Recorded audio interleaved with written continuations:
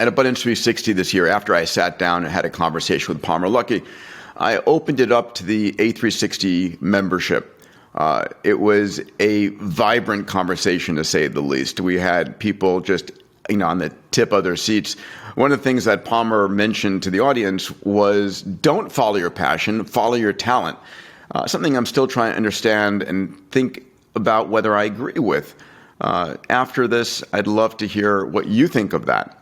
So get ready for an intense Q&A with Palmer Luckey, the young entrepreneur revitalizing the defense industry, and someone who's changed all of our lives with Oculus. My massive transformative purpose is to inspire and guide entrepreneurs to create a hopeful, compelling, and abundant future in humanity.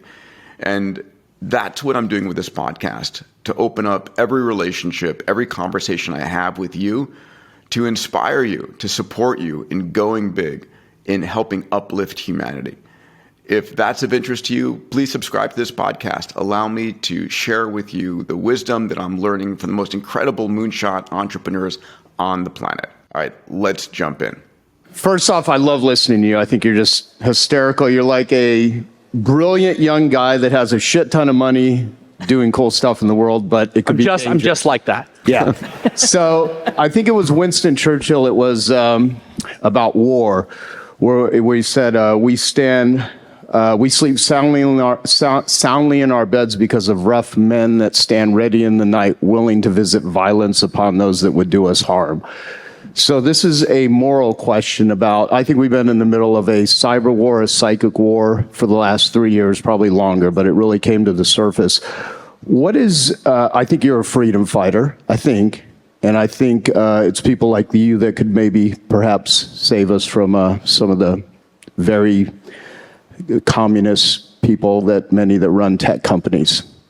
And I mean, maybe. you have to remember that so far they've won. I did get fired from my own company after they bought it. So that's a very, very, very, I hope that's true. But thus far, the communists running the tech companies sure seem to be pulling a fast one on me.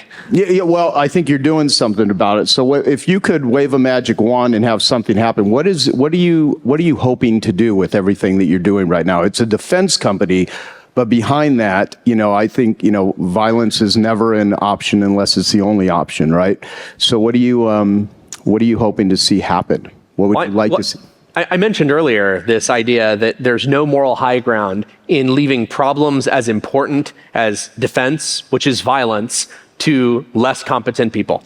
If you believe that it will be used at all, which seems a reasonable belief to have, then you should want really smart people thinking about how to do it in the best and most limited and most precise way. You shouldn't want people to say, you know what, there's going to be collateral damage because we only have bombs with this level of accuracy and this level of damage. I mean, in a perfect world, you could have a grain of rice that goes straight into the head of exactly the ISIS general that you want to kill, and there's no collateral damage. There's nothing bad that happens outside of that very precise strike.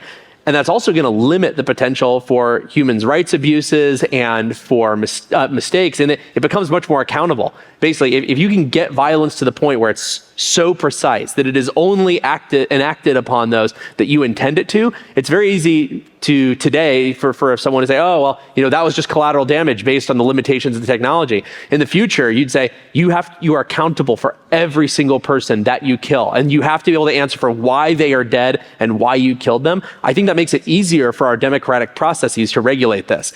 I don't think the right way to limit our ability to commit human rights violations is to similarly limit our ability to do the right thing. I don't think that we should give NATO squirt guns. The right thing you have to do is give them the powerful tools and rely on democratic institutions to, if not be perfect, at least course correct away from the bad decisions that are made. Intelligence and accountability. Exactly. And I'll finish by saying,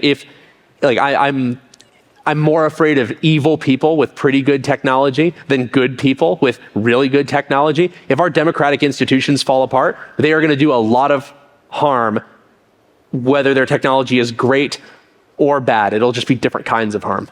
Yeah, thank you. And I hope you use your brilliance to help eradicate a lot of the evil in the world. I hope that our democratic institutions make the decision to use my technology to do that.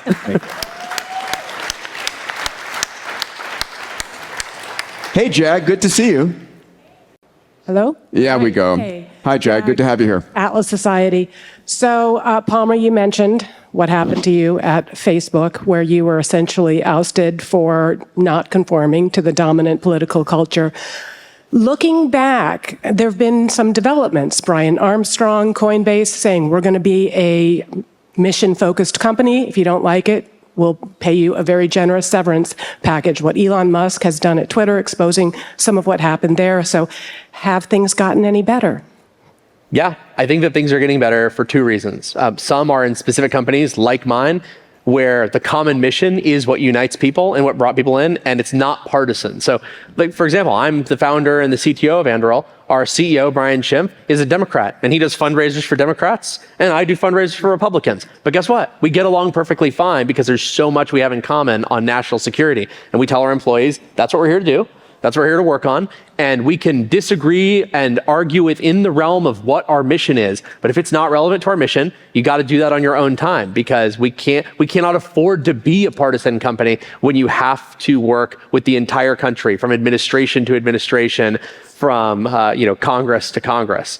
For my company, it's pretty easy. Like, Coinbase has been doing this. I think the other one is what you're seeing in companies is other companies that are not necessarily required to be, ideologically neutral, are starting to move that way because of rising interest rates. I think that crazy political monoculturalism was a zero interest rate phenomenon. It is the thing that companies can afford to get away with.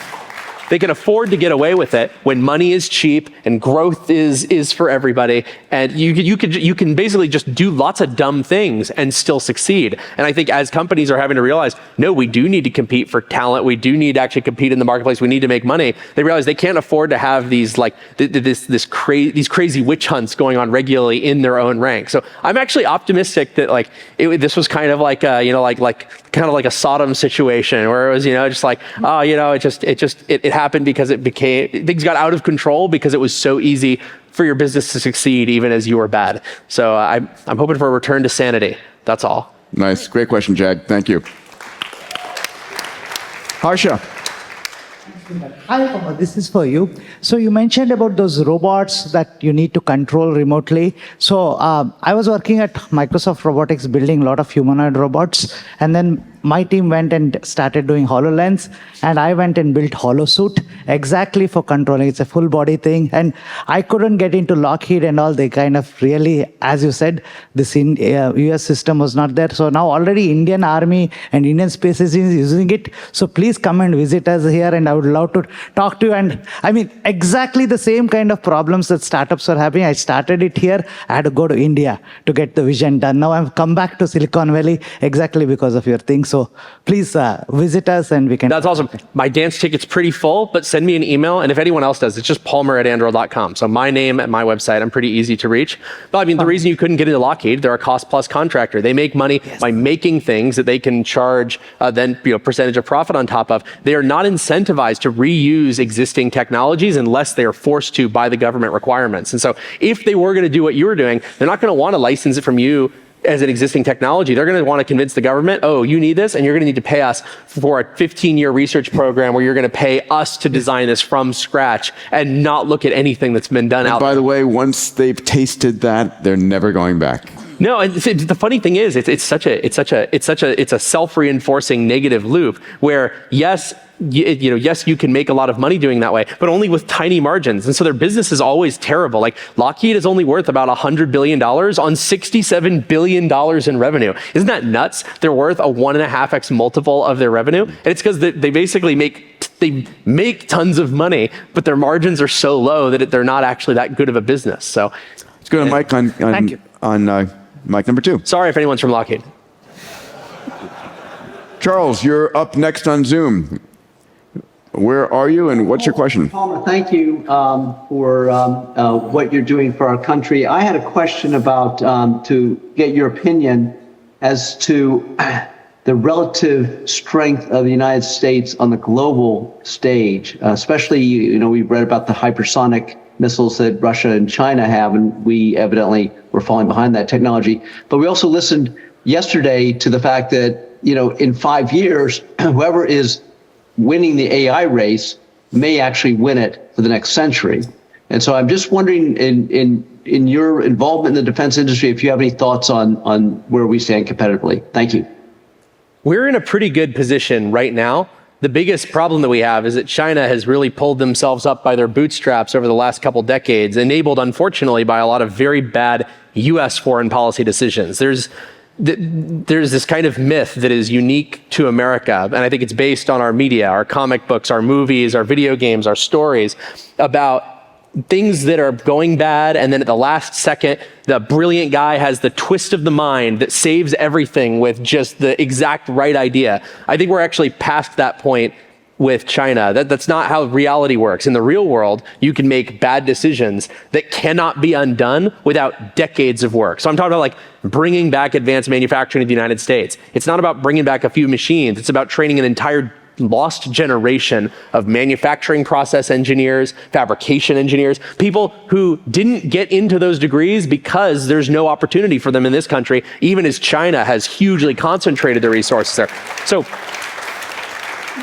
these are things that are going to be much harder than like one bill, one factory. It's going to take us literally decades to solve it.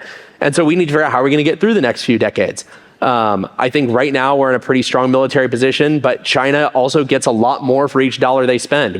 People point out that we spend 2 or 3 times as much as them. Well, I'll tell you, as someone who has built millions of virtual reality headsets in China, they get a lot more than $2 or $3 worth of value for every dollar that gets spent in China. They are very efficient. They know exactly how to most efficiently use that money. And so I get that we've got a few things. We can hope their economy collapses. That's one thing that could happen. And then if their economy collapses, they'll be too focused internally to be able to go on these kind of escapades abroad and try to take over democratic nations. They'll probably have to stop arming all of these other countries around the world that wish us harm and wish our allies harm. But at the end of the day, I guess the last thing you said, which is there's this theory that AI is going to, to the winner in AI goes all. Two quick things there. One, Russia actually tried to become the leader in military AI before the US was taking it seriously. One of the quotes that's in the Anduril pitch deck actually to our investors was a quote from Putin speaking to a bunch of high school students, trying to convince them to work in the defense space. And he said, the country that leads in artificial intelligence will become the ruler of the entire world. I was like, wow, that's so honest. That's like James Bond villain type dialogue. We will rule the entire world. And he says that because he thought it was a way that they could potentially asymmetrically oppose the United States. China believes the same thing. I think that if China gets ahead in AI, we might have to take drastic action on the economic side where people are like, oh, what if they figure out how to make things for 1/10 of the price of the United States? Won't we all just buy stuff from China? Isn't that economic collapse for the US? And to which I'd say, history has shown that when situations become that unbalanced, the United States and our allies will just decide, okay, we're just cutting off imports from them. Like we're cutting it off. It doesn't matter how cheap it is. It doesn't matter the harm. We have to stop this problem. I think that is one of their worst case scenarios because they cannot live without us for, not yet. They still need us. They still need the West. They still need us to make microprocessors. They still need us to make their technology, and they still need us to sell stuff too, and to sell them agriculture because we grow everything. Thank you for your question, Charles. George, good to see you. All right, good to see you too. Hey, Palmer. Over here. Thank you. I loved everything you're doing, everything you said. I was on the edge of my seat. I'm an emerging VC here in LA on Tap Ventures. And so my question, you mentioned your pitch deck, so I kind of want to go back to that and pick your brain about would have loved to have been there when you were starting the first VR company. What would you advise on special founders like yourself? What do you think as you look back, what makes you special, especially when you were just starting out, 20 years old, right? And I'm sure you probably have similar friends in your community. What would your advice to me and some of the other VCs be here in being able to work with founders like yourself and help you with your journey? To be honest, Oculus was very much a case of the right technology in the right place at the right time with very little planning or thought behind it, and I wouldn't model your investments after that. Because look, I was working on VR because I loved VR. I truly believed in it. I had decided as a gamer that VR was not just the next thing in gaming, but the final thing in gaming, and that's what I wanted to be working on. What science fiction was your most inspirational for that, by the way? Oh man, well, probably of course Neil Stephenson's Snow Crash. Okay. But I also like Sword Art Online, and like as a child, my favorite book was 20,000 Leagues Under the Sea, which is a highly technical book. I wish more writing was like that today. But anyway, the point is, I happened to be working on VR at the time when modern rendering technology and display technology and motion tracking technology simultaneously made good VR viable. I could have been just as passionate 5 years earlier and failed. I could have been just as passionate 10 years earlier and failed. Timing is everything. It really was. And it's not, I don't want to act like I was like this savant who saw the future. I made an irrational, insane decision. I was like, I'm going to drop out of college and work on my VR toys because that's what I want to do. That sounds like a lot of fun. And I would say that is not a good way to start a company. I mean, we've talked about this, but one of my bits of controversial advice to founders is don't follow your passion, follow your talents. Because people are told, oh, follow the thing you're passionate about. Like Anduril was not me following my passion. I did not want to work in defense. I did not want to be building weapons, but I felt like it was something really important, and I felt like I had the talents that I could use to do really good things in that space. People say, oh, it must be more fun than VR, right? Nope, VR is way more fun. I had a way better time every single day, but weapons is important, and so I want to work on that. So I think that follow your dreams and follow your passion. That was great advice in the 1970s when the #1 most desired job for children was astronaut. Astronauts were fighter pilots, PhD mathematicians combined. And today, do you know what the #1 job that kids want to be is? Content Gamer. creator. No, it's a YouTuber, and then the next one is professional gamer. Yes. And like, I think it's really dangerous to tell people, follow your dreams when their dreams are so bad. And so, so like what I would advise to you, if you're an emerging VC, I would say like basically ignore Oculus. That was, we did a lot right, but it was crazy good luck too. I would look more at Anduril. You want to find somebody who is rationally looking and saying, I have this certain set of skills, and so do my co-founders, that's going to let us solve this problem that matters. And that's here's how we're going to do it. Here's why we're going to do it. Here's why we're mission driven. And not because they say, oh, I just love doing this, or I have this dream. I've always wanted to be that. In my experience, it's the ones who are mission driven, who feel like they're driven by that. Driven by that goal, that are going to be the most successful. Also, invest in people who are angry and have something to prove. I think that's a big part of why Anduril's done so well, is because I was fired and I'm enraged by that. And I had a big chip on my shoulder. And I'm serious. It sounds like I'm just making a quip, but like there's a lot of founders I see where some of them were wronged by their former employer. Some were wronged, they felt, by their industry. Others were wronged even directly by their families, inflicting some financial hardship on them. And there's a lot of good founders out there who say, I'm going to show them. They'll see. They'll all see. And that's what gets them up in the morning. Source of energy. It's infinite. Yes. We don't need nuclear. Thank you, George. Let's go to Roger. Hey, Roger. Hi, this is a question for everyone. I'm Roger Hamilton from Genius Group, and this time last year, our summit, the big theme was the metaverse. Right? That was all about the metaverse, and metaverse never had its like mass viral wow moment the way AI has this year. And we know it's OpenAI, and now we see Google, Microsoft, while we see also Meta not really talking much about the whole metaverse anymore. So it seems to me that the AI graphics that we're seeing and what's happening in terms of rendering virtual worlds could accelerate the wow moment for the metaverse. So my question is, do you think it's going to happen sooner rather than later? Any predictions? Which company would you put your bet on as to who might be the one that creates that wow moment for the metaverse? And will it be Meta? I mean, the metaverse, parallel world that exists alongside and amongst our own, merging the digital and the real. I think it's not just virtual space, purely virtual space. It's that combination of the two. So running backwards in order, I don't think the first big wow moment that we see is going to be from one of the big players. Why? Because the big players have to make bets, and they can only pick a few of them, right? They can pick one or two things and bring their massive resources to bear on that handful of bets. But that means that they're competing against hundreds, if not thousands, of companies that have a few people that are trying The furry little mammals. Yeah, exactly. They're the furry little mammals that are eventually going to turn into people. There's a whole lot of them, and they're all trying different things. And maybe none of those companies. And they're crazy things that the big companies would never try. They're crazy things that would never try. I mean, one of the most powerful things with Oculus, when we launched, we started shipping these development kits. We got them out to 55,000 people. And 55,000, I'd say most of the game developers made garbage.